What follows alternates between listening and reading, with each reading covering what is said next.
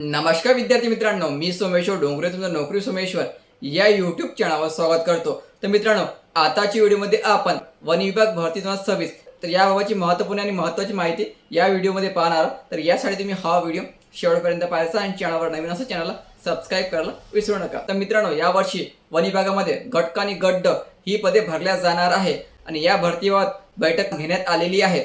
या बैठकीमध्ये कोणकोणती पदे भरल्या जाणार आहे आणि कोणत्या पदाच्या जागा रिक्त आहे हे या ठिकाणी जाहीर केलेलं आहे। तर बघा संपूर्ण माहिती कशा प्रकारची आहे। तर बघा मित्रांनो, प्रधान मुख्य वनरक्षक महाराष्ट्र राज्य नागपूर यांचे कार्यालय विविध विषयावर आभासी आढावा बैठक। तर विषय या ठिकाणी दिलेला आहे वनरक्षक भरती प्रक्रिया 2026। लक्षात ठेवायचं, वनरक्षक भरती 2026 याचा अर्थ असा की वन विभागाची भरती जी आहे हे यावर्षी येण्याची जास्तीत जास्त शक्यता आहे। या ठिकाणी स्पष्ट म्हटलेलं वनरक्षक भरती प्रक्रिया 2026। तर यामध्ये पदाची नाव पण दिलेली आहे, सर्वेक्षक, लेखापाल भरती आणि संबंधित वनवृत्त। यामध्ये अमरावती, नागपूर, धुळे, नाशिक, ठाणे, छत्रपती संभाजीनगर।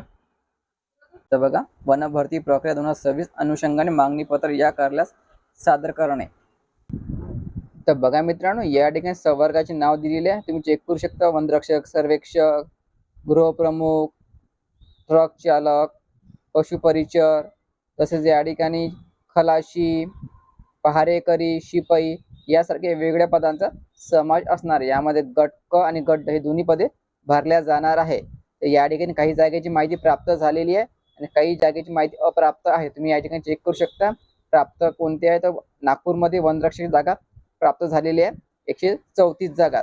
चंद्रपूरमध्ये प्राप्त झालेल्या नाही आहे, अमरावतीमध्ये पण प्राप्त झालेले नाही आहे। तर हे तुम्ही संपूर्ण पीडी व्यवस्थित चेक करून घ्यायची। तर यामध्ये सर्वात महत्त्वाचं मित्रांनो बघा, यामध्ये लिपिक टंकलेखन, लेखापाल आणि ग्रंथपाल परिषद ही जी पदे आहे हे एमपीएससी च्या मार्फत भरल्या जाणार आहे। लक्षात ठेवायचं, हे 3 पदे जे आहे एमपीएससी मार्फत भरल्या जाणार आहे। एमपीएससी द्वारे याची एक्झाम घेतल्या जाणार आहे आणि इतर जे पदे आहे हे शक्यता आहे की टीसीएस कंपनी मार्फत भरल्या जाणार आहे। ठीक आहे, लक्षात ठेवायचं, ही फक्त भरतीबाबतची आज बैठक झालेली होती आणि या बैठकीमध्ये रिक्त जागा तपशील या ठिकाणी जाहीर करण्यात आलेला होता। आपण यामध्ये पदे पण पाहिलेले आहेत, कोणकोणते पदे भरल्या जाणार आहेत आणि विशेष म्हणजे यामध्ये एमपीएससी मार्फत कोणते पदे भरल्या जाणार आहे हे पण या ठिकाणी आपण पाहिलेलं आहे। जर तुम्हाला संपूर्ण पीडीएफ वाचायची असेल तर आपण टेलिग्राम चॅनल जॉईन करायचं, त्यावर तुम्हाला पीडीएफ मिळून जाईल। टेलिग्राम चॅनल लिंक मी तुम्हाला डिस्क्रिप्शनमध्ये देऊन देईन। तर व्हिडिओ खूप महत्त्वाचा, जास्तीत जास्त शेअर करा आणि पुढील अपडेटसाठी चॅनलला आता सबस्क्राईब करा। धन्यवाद।